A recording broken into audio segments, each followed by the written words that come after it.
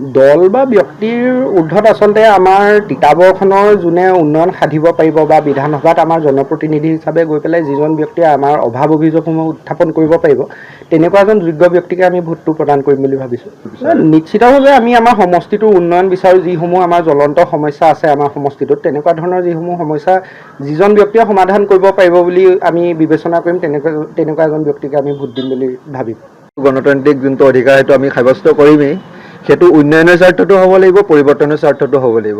আৰু আমি বিশেষকৈ তিতাবৰবাসী হিচাপে দল বা কোনোবা বিশেষ ব্যক্তি মোৰ নিজৰ আপোন বুলি মই তেখেতক ভোট নিদিওঁ। তেখেতৰ যোনখিনি পৰিকল্পনা, আগন্তুক পৰিকল্পনা, তেখেতে আগতে কি কৰিছিল, পাছত কি কৰিব, সকলো বস্তু চালি জাৰি চাইহে আমি ভোট প্ৰদান কৰিম। বিগত সময়ছোৱাত যোৱা 5 বছৰ যেনেধৰণৰ তিতাবৰ উন্নয়ন হ'ব হৈছিলে, সেই উন্নয়ন কিন্তু আমি দেখা নাপালোঁ। গতিকে আমি বিচাৰোঁ, তিতাবৰীয়াবাসী হিচাপে মই ক'ব বিচাৰোঁ যে মোৰ নিজৰ ভোটটো মই উন্নয়নৰ খাতিৰত দিব পাৰোঁ, উন্নয়নৰ স্বাৰ্থত দিব বিচাৰোঁ।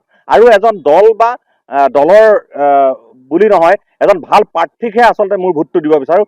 আৰু সেইজন প্ৰাৰ্থীয়ে তিতাবৰ সঁচা অন্তৰে ভাল পাব শিকিব লাগিব। পৰিৱৰ্তনো আমি বিচাৰোঁ আৰু বিশেষকৈ আমাৰ উন্নয়নটো হ'ব লাগে আমাৰ সমষ্টিটোৰ যি উন্নয়ন কৰিব আৰু যিজন যোগ্য ব্যক্তি, শিক্ষিত ব্যক্তি, আমি তেখেতকে দিম। চৰকাৰে উন্নয়ন নাই কৰা বুলি মই নকওঁ, কৰিছে, কিন্তু যিখিনি কৰিব লাগে সেইখিনি আমি দেখা নাপালোঁ। বিশেষকৈ লকডাউনৰ পিছৰ পৰা যিসকল আমাৰ ব্যৱসায়ী, ক্ষুদ্ৰ ব্যৱসায়ী, তেওঁলোকৰ কোনো উন্নয়ন হোৱা নাই। আজি ৰাতিপুৱা পৰা গধূলিলৈকে আমি দোকানত বহি থাকিবলগীয়া হৈছে।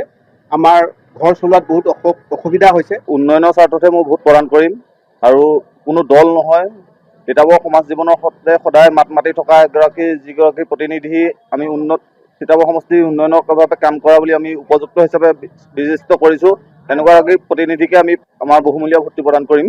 আৰু সমূহ তিতাবৰবাসী ৰাইজক আমি এটাই অনুৰোধ কৰিছোঁ যে দল নহয়, ব্যক্তি চাই অন্ততঃ তিতাবৰ সমষ্টি আপোনালোকৰ বহুমূলীয়া ভোটটো আপোনালোকে প্ৰদান কৰক।